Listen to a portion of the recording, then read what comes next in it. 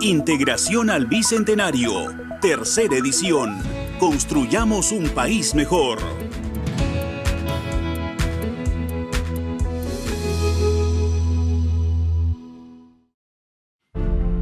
Marzo del año 2020. Las expectativas del país están puestas en el nuevo Congreso de la República elegido en enero. Es un año prometedor. Los pronósticos de crecimiento económico y la tan ansiada estabilidad política parecen encontrar una luz al final del túnel. En poco más de un año habrán elecciones generales y las grandes reformas postergadas deberán trabajarse a toda máquina para celebrar el bicentenario de la independencia y entrar a una nueva etapa de la historia. Una que nos permita dar el salto hacia la igualdad, la justicia y el bienestar. La gente, como siempre, hace planes, se proyecta hacia el futuro. Es un verano apacible si lo comparamos con los últimos 3. Nunca gestioné intereses propios o de terceros. Dejar sin efecto la designación de fiscal superior coordinador, así como la del fiscal provincial José Domingo Pérez Gómez. Las playas reciben a miles de veraneantes. Los centros comerciales y espacios públicos convocan multitudes. Millones de niños y jóvenes en todo el país se preparan para regresar al colegio. Pero de pronto, un anuncio cambiará todo para siempre. El 6 de marzo se confirma el primer caso de coronavirus en Perú, una enfermedad que se originó en la ciudad de Wuhan, en China, a más de 17.000 kilómetros de nuestro territorio. Debo informar que en horas de la madrugada se ha confirmado el primer caso de infección por coronavirus COVID-19 en nuestro país. En ese momento, nadie imaginó el impacto del anuncio. 4 días después, el presidente Martín Vizcarra anunció una emergencia sanitaria por 90 días. El 15 de marzo, en mensaje a la nación, declararía el estado de emergencia. Al día siguiente, el aislamiento social obligatorio, la cuarentena y el toque de queda. Que estamos decretando a partir del día de hoy la inmovilización social obligatoria a partir de las 8 de la noche hasta las 5 de la mañana. La vida dio un giro inesperado. El mundo no volverá a ser el mismo. La pandemia ha puesto en evidencia las debilidades de nuestros sistemas de educación y de salud y el déficit en tecnología y digitalización del Estado. Pero el tiempo avanza. El bicentenario, el hito histórico que marcamos en nuestro imaginario para emprender el rumbo al desarrollo, llegará de todas formas y nos plantea de un momento a otro nuevos retos. Nos exige mayor inventiva y necesita lo mejor de cada uno de nosotros.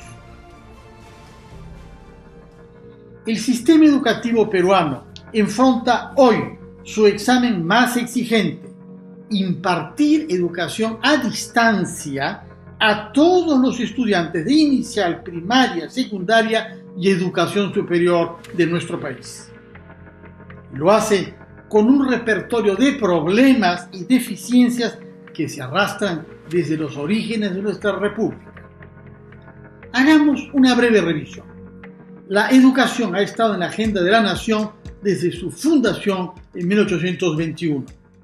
Pero es recién, entre 1850 y 1855, por gestión de Ramón Castilla, que llega la primera Ley General de Educación, la Ley del Profesorado como carrera pública y el Reglamento General de Instrucción Pública, concentrando la conducción educacional en el gobierno central. Entramos al siglo XX con entusiasmo. Es en este periodo cuando se diseñaron y pusieron en práctica una serie de reformas. La gratitud de la enseñanza primaria comenzando el siglo. 40 años después, estableciendo la gratuidad y obligatoriedad de la educación secundaria, hecho que generó una gran demanda de escuelas, y por eso el gobierno militar del general Odría impulsó la construcción de las grandes unidades escolares, muchas de las cuales funcionan hasta el día de hoy. A la expansión secundaria le siguió la expansión universitaria, y comenzando los años 70, otro gobierno militar emprendió una nueva reforma.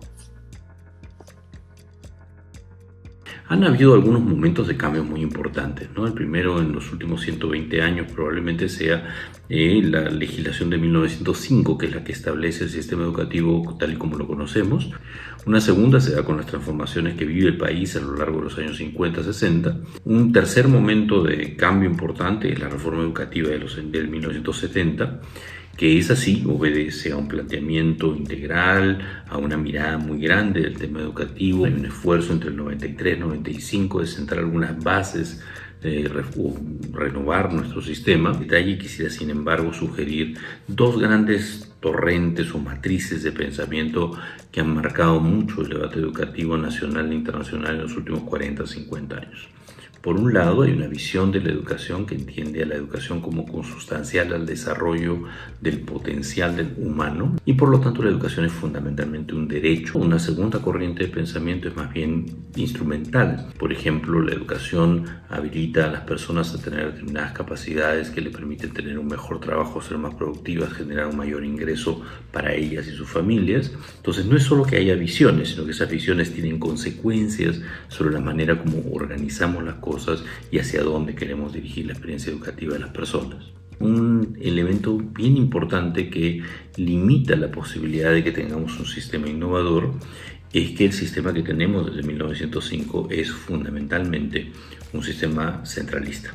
Entonces, un sistema educativo como el nuestro es un sistema que tiene capacidad de mejorar, y de hecho mejora en muchas cosas y ha mejorado muchas cosas en los últimos 20 años, pero mejora a un paso lento, a un paso, dificultoso, porque hay una maquinaria y una concepción centralista que está por encima de las personas y no al servicio de estas.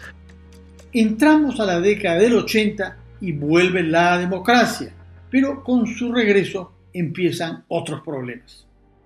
El movimiento terrorista Sendero Luminoso declara la guerra a los peruanos. Su accionar comienza a afectar la infraestructura del país y minar nuestra esperanza.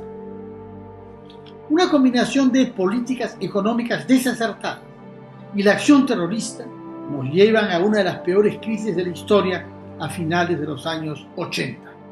Con un país en ruinas, comienzan los años 90. Los primeros 5 años de la década estuvieron focalizados en mejorar la calidad de la infraestructura y a incluir programas de alimentación escolar, pues los niveles de pobreza extrema bordeaban el 54%.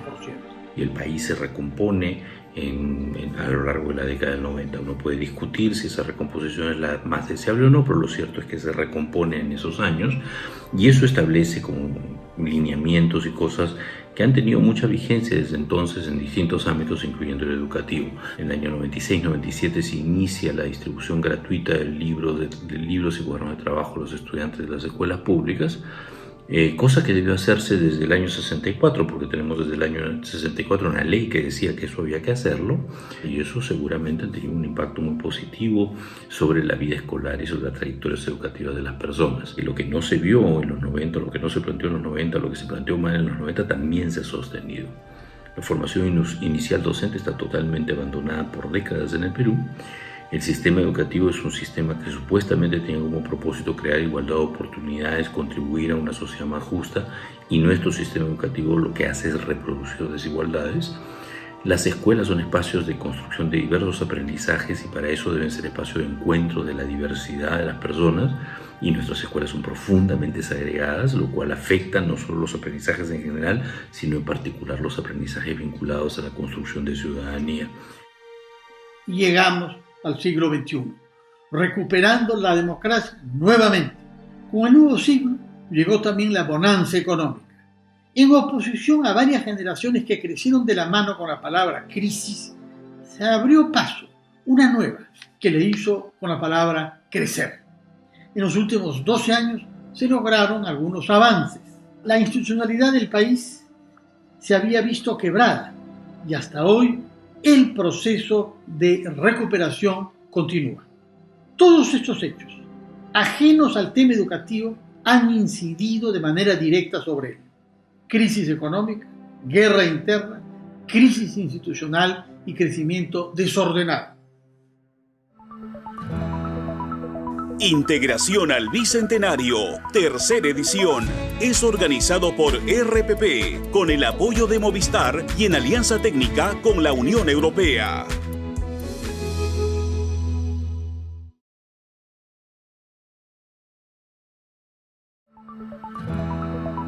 Integración al Bicentenario, tercera edición.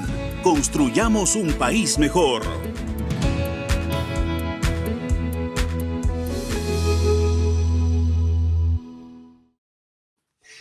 En el año 2018, haciendo un gran esfuerzo por poner en la agenda nacional la necesidad de mejorar la calidad de la educación con miras al Bicentenario, el gobierno asignó un 4.41% del Producto Bruto Interno del presupuesto para este sector, el tercero mejor de la región, encabezada por Chile con el 6.99% y Colombia con el 4.7%.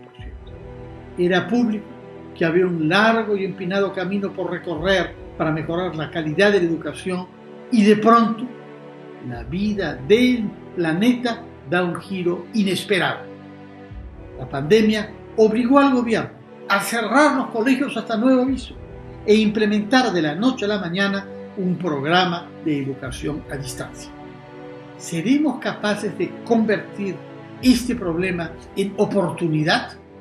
Nosotros estamos convencidos que acá tenemos una oportunidad que nos va a permitir, en primer lugar, hacer una innovación en el sistema educativo. Uno de los ejemplos emblemáticos de lo que se llamó la teleeducación popular de Arequipa, TEPA, que es en realidad la columna vertebral sobre la cual luego se va a fundar el Instituto Nacional de Teleeducación en el año 64. Desde los 90 y de los 2000 en particular, toda la idea de cosas alternativas o complementarias a la educación regular ha descansado mucho en la apuesta por la educación en medios digitales y la conectividad a Internet. Esta pandemia ha obligado a todo el sistema educativo a pasar de una modalidad 100% presencial a una modalidad 100% a distancia o virtual. Es evidente que las soluciones que han podido plantearse de manera rápida y sin necesariamente estar preparados son mucho más fáciles de diseñar e implementar en zonas urbanas que en zonas rurales.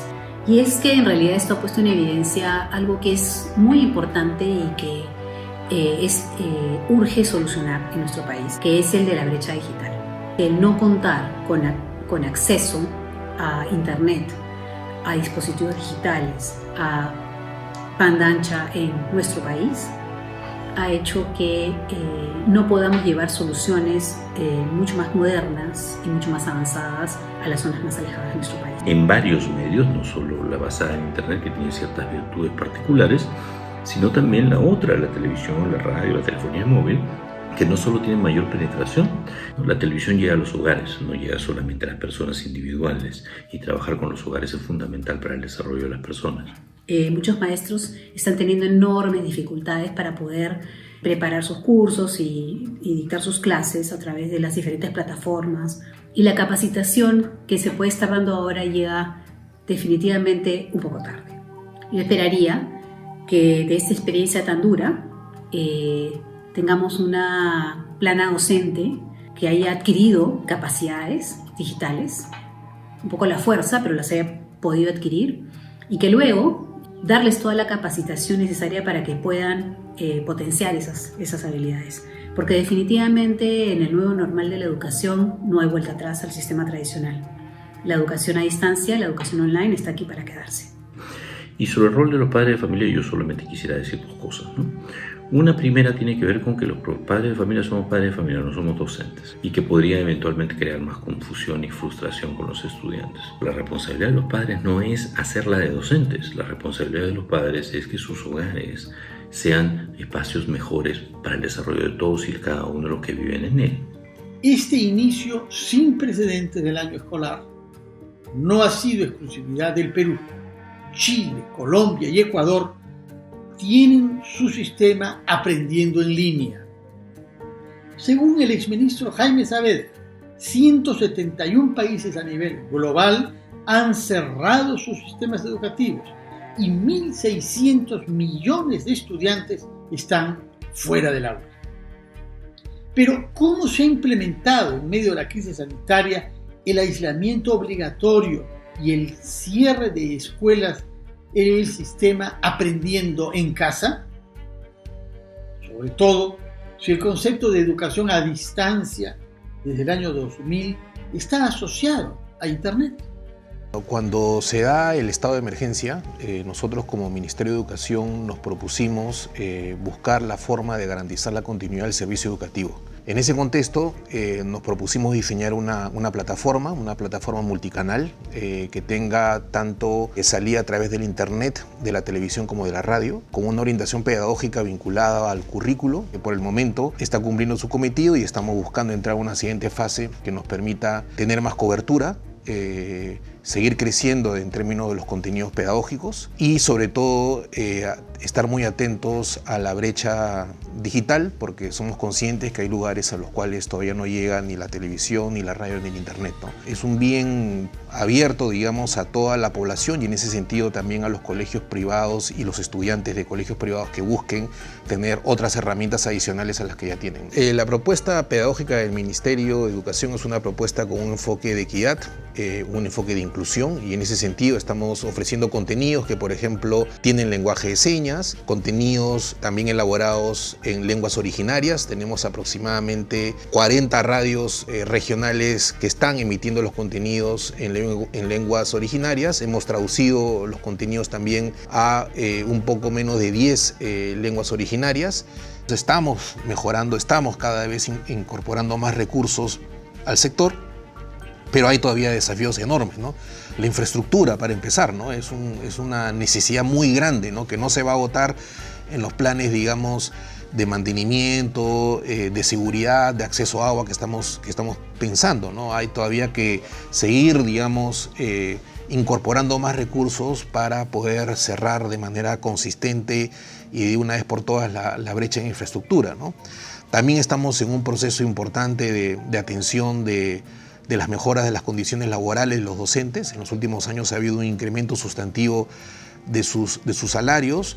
Hay el plan, digamos, de que lleguen aproximadamente a duplicar sus ingresos desde el año 2016 hasta el año 2021. Esa es una ruta que todavía se está tratando de empujar, asociada sin duda a un proceso, digamos, claro, consistente, de impulso de la carrera meritocrática de este sector, ¿no? Y por último también todo lo que es la apuesta por la calidad con equidad, ¿no?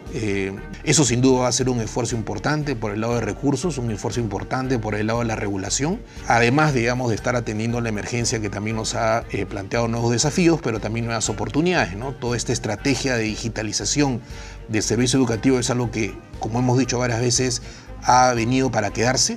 No podemos abandonar esa ruta de innovación, tenemos que seguir y llevar, digamos, el sistema educativo tanto por el lado de los docentes, de la infraestructura, de las condiciones de calidad, pero también de la innovación, a ser uno de los mejores sistemas educativos de la región, ¿no? Tenemos un plan de tratar de llegar a aproximadamente 859 locales escolares para poder mejorar su conectividad a los servicios de agua y saneamiento, y estamos trabajando muy de la mano con CEDAPAL para poder ofrecer, digamos, a todas las instituciones educativas que hemos identificado que están en esta situación de riesgo, estas 859, una conexión adecuada a agua y saneamiento, ¿no?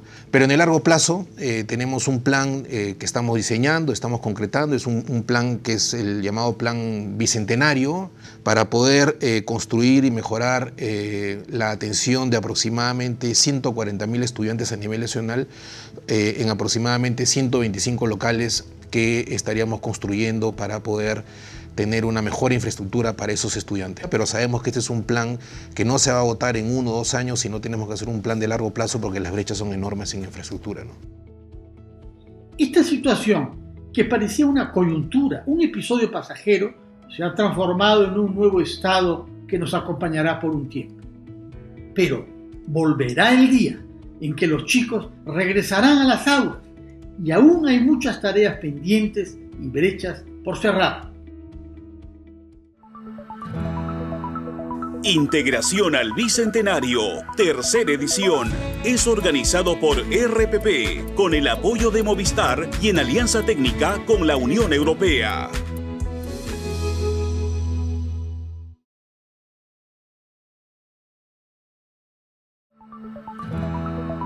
Integración al Bicentenario, tercera edición.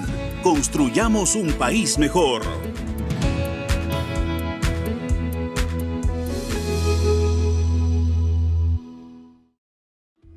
Llegará el día en que acabe el confinamiento. Las escuelas volverán a abrir sus puertas y los estudiantes regresarán. ¿Con qué infraestructura se encontrarán? ¿Y qué podemos hacer para mejorarla de cara al tercer centenario de nuestra vida republicana? Que tenemos una deuda importante en materia de infraestructura educativa, ¿no? Se transfirieron a inicios de este año aproximadamente 350 millones de soles para que las instituciones educativas del Perú puedan hacer un mantenimiento operativo a sus locales escolares de manera tal de poder solucionar algunos problemas que tenían, digamos, para la operación mínima. Otra prioridad de cara al Bicentenario será el ordenamiento territorial pensando en alumnos y docentes. Según el Sistema de Gestión de la Calidad Educativa, existen más de 80.000 colegios públicos en el país. Habría que preguntarse, sin embargo, si es suficiente.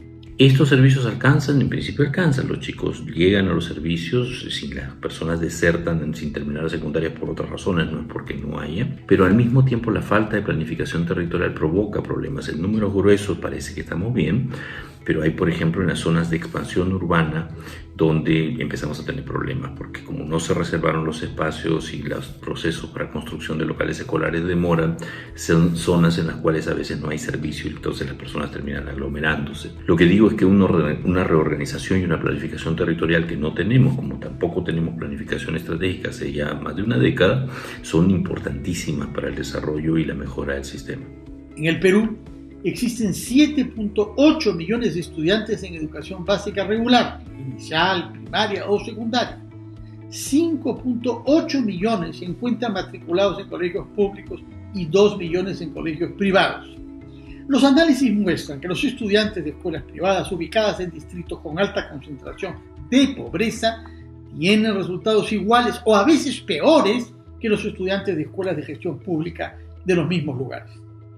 ¿Cómo llegamos a este punto? ¿Y qué vamos a hacer para cambiarlo?